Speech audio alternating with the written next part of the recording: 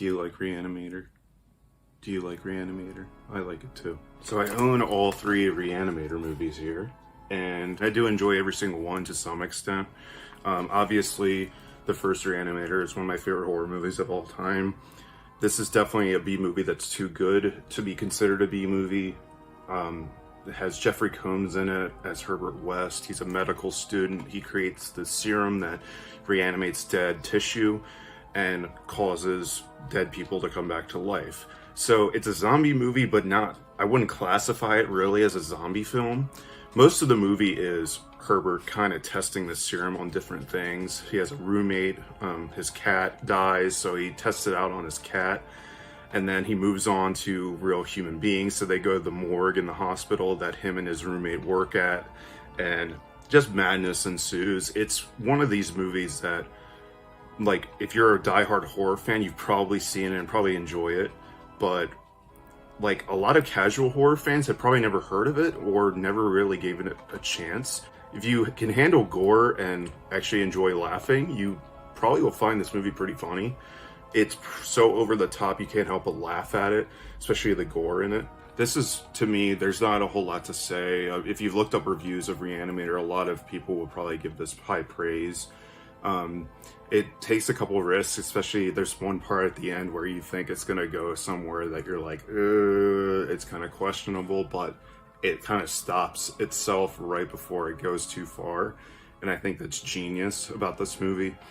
And just, I love the concept of this story of just this medical student who just thinks he's conquered death and he needs to, you know, he needs to perfect the serum.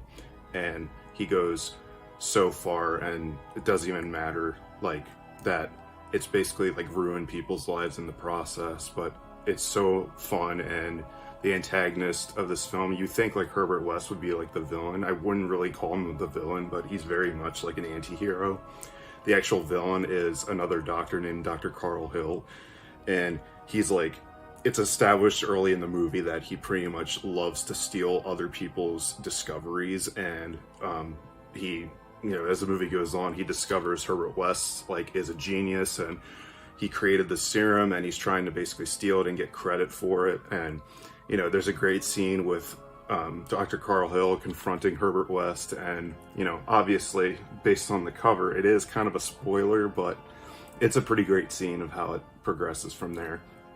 And yeah, like, as far as like perfection, I've definitely covered this movie on, I made a video called Horror Films That Are Perfect, and this is one of them that I put on there. So if you haven't seen that video, I do talk about this a little bit, but yeah, to me, this is just, you can't go wrong with this, and I definitely highly recommend it. Stuart Gordon directed this, and he also directed another good one with Jeffrey Combs in it called From Beyond, and that's also an H.P. Lovecraft story. So Reanimator is an H.P. Lovecraft story, and From Beyond is an H.P. Lovecraft story. I've read the short story of, the short story is called Herbert West Reanimator, and the short story, I remember being a little bit different from how the movie is like kind of its own thing. It takes a lot from the novel, but kind of like goes in its own direction with some of the source material. And it's been a while since I've read that, but the H.P. Lovecraft one definitely came off as a more serious tone, and this one was kind of like just really funny and over the top. So I'll have to go back and reread the short story Herbert West Reanimator. But if you watch any of these three films, I would absolutely watch the original Reanimator. So second up is Bride of Reanimator, and I have the special Arrow release here. I wish I bought the Arrow release for the original Reanimator, but at the time that this came out, I was working at an FYE, and just one of these copies came in, and I was like, all right, I kind of have to get that. And, you know, I had an employee discount there, so I bought it. And Arrow's packaging is really, really cool. This, you know, it has an awesome cover. Sorry about the blurriness from the reflection. This is just like one of the reanimated creatures from the movie. That's on the back. And then on the spine, obviously Bride of Reanimator, and that's from Arrow, an Arrow release. And Arrow puts out some awesome like horror movies, like re-releases, and especially in here, the Blu-ray looks really, really good. It's gorgeous, and watching Blu-ray, like especially like this one, like I have a number of Blu-rays, but watching Bride of Reanimator on Blu-ray was just absolutely gorgeous. And I don't know how they did it. Like the restoration was amazing. And so yeah, like talking about packaging, like this is just super cool looking.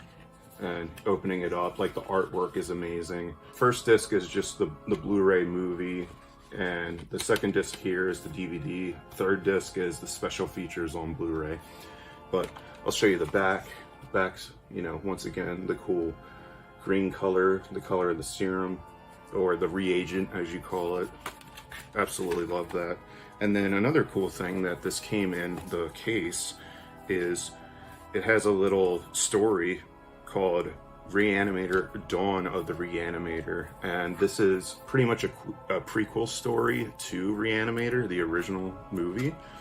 But yeah, as you can see, it's like, you know, written out as like a black and white comic, so super cool. And the pages feel really nice. Like this is like a legit, like a lot of care went into this product, which I really appreciate in physical media. You know, you can kind of just go to the store and just buy the typical Blu-ray case, and it doesn't really come with anything special. And I'm sure a lot of casual movie fans are just like, why would I want to spend, you know, like $30 some or $40 some on this like special release? It's because one, they really care about the packaging, and two, there's a lot of special features that go with it. And if you're a movie buff, you know, and you like the extras, that's a reason to pick up stuff like this, because there's tons of extras on here. And, you know, there's like interviews and, you know, stuff all about the movie that, you know, you wouldn't find on anything else. I mean, you can look up stuff on YouTube, obviously, but there's certain like DVD special features that, unless someone had uploaded it directly from the Blu-ray or DVD, you know, you're not going to find that stuff on YouTube. Plus, if you're a collector like me, it's like you want to own something like this. It's like this, especially on the shelf, if, you know, you're kind of just showing off what you had to people, you know, something like this is going to pop up there like, oh, you know, that's a big case, like what's in that? So yeah, as far as the movie Bride of Reanimator, you could criticize it and say it's kind of like a rehash of the first one, and yeah, it kind of is. It's more of the same of the first, and not nearly as good, but it's still an enjoyable sequel. I think that, you know, especially like the finger eyeball little monster, like that's super neat. And the one thing about the sequel is, you know, Dr. Carl Hill, you know, what happens to him at the end of the first one, you think he's not going to be in the sequel, but he is in the sequel. And, you know, like, I have to spoil it, but basically, you know, he loses his head in the first one, but he gets, you know, reanimated where he's just like holding his head in the first one. And in this one, he ends up getting bat wings sewn on to his head. And so he's like flying around he's just this floating head flying around. And, you know, the famous quote from the first one is, "Who's going to believe a talking head get a job in a sideshow?" And, yeah, so this movie is also pretty funny, and, you know, Bride of Reanimator can't talk. And Bride of Reanimator is pretty much like the same, you know, type of thing. It involves, you know, a girl, Herbert West's college roommate. You know, they're still living together, and, you know, he's like, you know, he's always like infatuated with a woman for some reason, but, you know, the woman here, you know, ends up dying, and so they basically end up creating like a bride of some sort. And so that's a neat thing about the sequel. And, you know, so if you really enjoy and were a huge fan of the first one, obviously check out the second one. Bride of Reanimator is pretty good. Not as good as the original, but like a solid sequel, I would say. It's nowhere a bad sequel at all. And then third up is one that's kind of under the radar. Not a lot of people talk about it, but that is Beyond Reanimator, and that is the third movie of the Reanimator series. And, you know, of course, this has Jeffrey Combs as Herbert West returning. Jeffrey Combs' roommate does not return in this one. The story of this one, it's the same director who did Bride of Reanimator. You know, while I really enjoy Bride of Reanimator as well, Beyond Reanimator, it does kind of go off in its own direction. It basically is kind of like I've only watched this once, and I probably will revisit it at some point, but all I remember out of this was Herbert is in prison, and he basically gets caught of kind of doing his similar antics of trying to reanimate the dead. He ends up going to jail, but the jail needs, like, you know, a really, you know, eccentric doctor who kind of thinks outside the box, and then, you know, madness ensues inside this prison with Herbert West. And I remember liking it a little bit. I don't really remember a lot of it, but there is one part towards the end I remember that has to do with male genitalia, kind of just being its own thing. I'll just leave it at that. And it was funny, and, you know, the humor is still there, I think, but you can definitely tell this is much lower budget compared to everything else in the series. And yeah, it's just the way it's filmed and shot and everything, you can tell this was a way lower budget than the other movies. And, you know, I'm not gonna hate on it too much, because it's like, you know, when you're going to get more of Jeffrey Combs as Herbert West, I'm not really going to complain too much. But, you know, this is the weakest of the three.